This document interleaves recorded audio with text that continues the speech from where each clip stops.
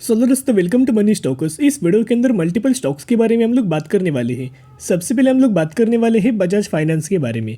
तो specially Bajaj finance की अगर बात की जाए तो फाइनेंस सेक्टर से कंपनी बिलोंग करती है और मैंने बहुत बार आपके साथ शेयर किया था। अगर आप फाइनेंस सेक्टर वाली कंपनीज के अंदर या फिर फाइनेंस सेक्टर में अगर आप निवेश करने चाहते हो तो फंडामेंटली एक ही कंपनी हमें निकल के आ रही है। वैसे बहुत सारे कंपनीज है, लेकिन जो कंपनी मार्केट लीडर होती है उस कंपनी का नाम हमें बजाज फाइनेंस निकल के आ रहा है। करंट बेसिस के ऊपर अगर आप देखोगे गिरावट के अंदर ये कंपनी बिलोंग कर रही है, लेकिन 2020 में भी जब हमें पैंडेमिक देखने को मिला था, जब हमें कोविड देखने को मिला था, तो अगर आप दोस्तों बजाज फाइनेंस का पैंडेमिक के समय जो हमें गिरावट जो नजर आई थी अगर आप देखोगे तो ऑलमोस्ट हमें 60% की गिरावट हमें बजाज फाइनेंस के अंदर डायरेक्टली आपको निकल के आई थी।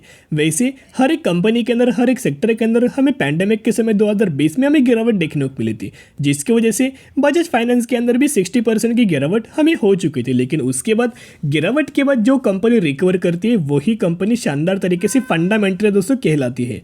तो बेसिकली यहाँ अगर आप बजाज फाइनेंस का कोविड के बाद अगर आप रिटर्न प्रोफाइल देखोगे तो ह्यूज अमाउंट ऑफ तेजी हमें बजाज फाइनेंस के अंदर देखने को मिला और 273% का रिटर्न बजाज फाइनेंस ने कुछ ही सालों में, यानी कि एक ही सालों में हमें डिलीवर करते हुए देखने को मिला है। तो बजाज फाइनेंस की अगर बात की जाए तो अभी भी ये कंपनी में 17 to 18% की गिरावट के अंदर हमें करंटली बिलोंग कर रही है। जैसे कि हर एक मार्केट के अंदर, हर एक दिन मार्केट के अंदर हमें गिरावट है, उसी तरह से बजाज फाइनेंस के अंदर हर एक दिन हमें गिरावट निकल के आ रही। लेकिन एक नेगेटिव न्यूज़ हमें बजाज फाइनेंस के अंदर देखने को मिली है। 14 साल बाद एक बड़ी खबर हमें बजाज फाइनेंस के अंदर आ चुकी है। तो कौन से ऐसे 14 साल बाद बड़ी खबर निकल के आई है, चलिए बात करते हैं। तो अभी हम आ चुके अपडेट्स के ऊपर, अभी हम आ चुके न्यूज़ के ऊपर। यहाँ अगर आप देखोगे Bajaj finance share trail Sensex Nifty for the first time in 14 years. तो बेसिकली 14 सालों में, यानी कि अगर आप यहाँ 14 साल बाद करंट बेसिस के ऊपर देखोगे ये हमें अपडेट्स निकल के आए हैं। स्पेशली अगर आप देखोगे तो पहले क्या होता था कि जनरली हमें बजाज फाइनेंस सबसे ज़्यादा आपको रिटर्न डिलीवर करता था एज कम्पेयर टू सेंसेक्स हो या फिर एज कम्पेयर टू निफ्टी हो, यानी कि सेंसेक्स या फिर इंडेक्स आप बोल सकते हो, इंडेक्स के ज़्यादा हम बजाज फाइनेंस हमें रिटर्न दे देता था। लेकिन 2008 में अगर आप ये ऑब्जर्व करेंगे तो ये 2008 का जब हमें रिसेशन का समय आया था तब हमें बजाज फाइनेंस के अंदर ह्यूज अमाउंट ऑफ हमें गिरावट नज़र आई थी। यानी कि गिरावट अगर आप देखोगे तो हमें इंडेक्स से ज़्यादा हमें गिरावट देखने को मिली थी। लेकिन 2008 के बाद अगर आप देखोगे जो ग्रीन कैंडल जो इंडिकेट करती है वो बजाज फाइनेंस है। ग्रीन कैंडल बजाज फाइनेंस निकल के आ रही है, ब्लू कैंडल हमें सेंसेक्स है और निफ्टी है ब्लैक। तो जिसकी वजह से जब भी अगर आप देखोगे तो हमें इंडेक्स से ज़्यादा ये जो ग्रीन कैंडल जो निकल के आई है वो बजाज फाइनेंस है। इंडेक्स से ज़्यादा हमें बजाज फाइनेंस ने रिटर्न दिया है। लेकिन करंट बेसिस के ऊपर अगर आप देखोगे 2022 में तो ये ऐसा समय निकल के आ रहा है जहाँ आपको ग्रीन कैंडल नज़र बिल्कुल भी देखने को नहीं मिल रही। हमें यहाँ अगर आप देखोगे तो सेंसेक्स और निफ्टी निकल के आ रहे हैं, यानी कि बेसिकली यहाँ अगर आप देखोगे उससे नीचे हमें बजाज फाइनेंस करंट बेसिस के ऊपर जा चुका है। तो बेसिकली ये एक नेगेटिव हमें खबर निकल के आई है। लेकिन फिर भी मैंने बहुत बार दोस्तों बजाज फाइनेंस के बारे में शेयर किया था। इनफैक्ट मेरे खुद पोर्टफोलियो के अंदर मुझे बजाज फाइनेंस दोस्तों मैंने कंपनी रखा है, क्योंकि कंपनी फंडामेंटली कंपनी स्ट्रॉन्ग है। पता है कि करंटली 7,000 रुपये का लेवल्स कंपनी ने ब्रेक किया है, जो एक्सट्रीमली हायर लेवल जो बजाज फाइनेंस का सपोर्ट लेवल था। पिछले एक सालों में यही सपोर्ट लेवल लगातार बजाज फाइनेंस ले रहा था, इसी लेवल्स के ऊपर ट्रेड कर रहा था, वही बजाज फाइनेंस ने ब्रेक किया है। तो जिसके चलते अगर आप देखोगे अभी कंपनी गिरावट के अंदर माहौल में निकल के आई है। अगर फिर दोस्तों और ज़्यादा मार्केट के अंदर गिरावट अगर आपको देखने को मिले तो बजाज फाइनेंस के अंदर और हमें गिरावट निकल के आ सकती है। लेकिन इस गिरावट का ज़रूर आप फ़ायदा उठा सकते हो, एक बिग अपॉर्चुनिटी आप यहाँ मान सकते हो। और इस बिग अपॉर्चुनिटी के चलते buy on the strategy apply करना और बजाज फाइनेंस जैसे फंडामेंटल कंपनीज के अंदर लंबे समय के लिए आप होल्ड करके चल सकते हो। हर एक पैरामीटर के अंदर ग्रोथ बजाज फाइनेंस के अंदर देखने को मिल रही है, तो आपकी नज़र बजाज फाइनेंस के अंदर रख सकते हो।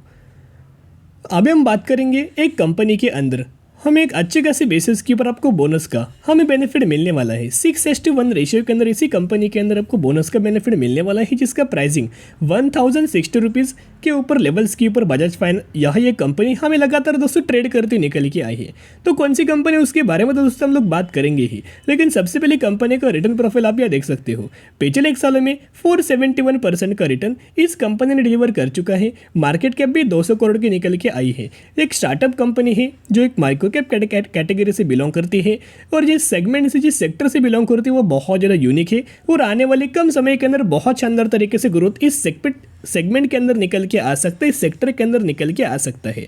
तो किस सेक्टर से ये कंपनी बिलोंग करती है? प्लास्टिक प्रोडक्ट्स के अंदर हमें कंपनी का बिजनेस है और प्लास्टिक प्रोडक्ट रिगार्डिंग ये कंपनी उस सेक्टर से हमें बिलोंग करती है। तो मैक्सिमम का इस कंपनी का अगर आप परफॉर्मेंस देखोगे तो ऑलमोस्ट 2020 में कंपनी मार्केट के अंदर लिस्टेड हुई। जब से कंपनी लिस्टेड है तब से ऑलमोस्ट 491% का रिटर्न शेयर होल्डर्स को कंपनी डिलीवर कर चुके हैं। और हम लोग बात करें जीएम पॉलीप्लास्ट लिमिटेड के बारे में। जीएम पॉलीप्लास्ट लिमिटेड की अगर बात की जाए, पहले तो कंपनी ने बहुत पहले हमें बोनस की अनाउंसमेंट किया था, बोनस की घोषणा किया था, लेकिन एक्स डेट और रिकॉर्ड डेट कंपनी ने मेंशन नहीं किया था। लेकिन वही एक्स डेट बोलो या फिर रिकॉर्ड डेट आप या बोल सकते हो, करंट बेसिस की पर कंपनी ने अनाउंसमेंट कर चुकी है। तो इस कंपनी के जो हमें रिकॉर्ड डेट निकल के आ रही 4 जनवरी 2023 इसकी हुई रिकॉर्ड डेट, तो 3 जनवरी इसकी हुई एक्स डेट। और अगर आप इस कंपनी के अंदर 2 जनवरी या फिर इससे पहले अगर आप निवेश करेंगे तो ही आप एलिजिबल होंगे और तो ही आपको इस कंपनी के अंदर हमें बोनस रिगार्डिंग बेनिफिट मिल जाएगा। अभी अगर आपके पास कितने शेयर होंगे तो कितने पर शेयर आपको मिलेंगे, तो अगर आपके पास इस कंपनी के 1 शेयर होंगे तो 1 के बदले 6 आपको बोनस शेयर दिया जाएगा और यही एग्जीक्यूशन के बाद हो जाएंगे 7 शेयर।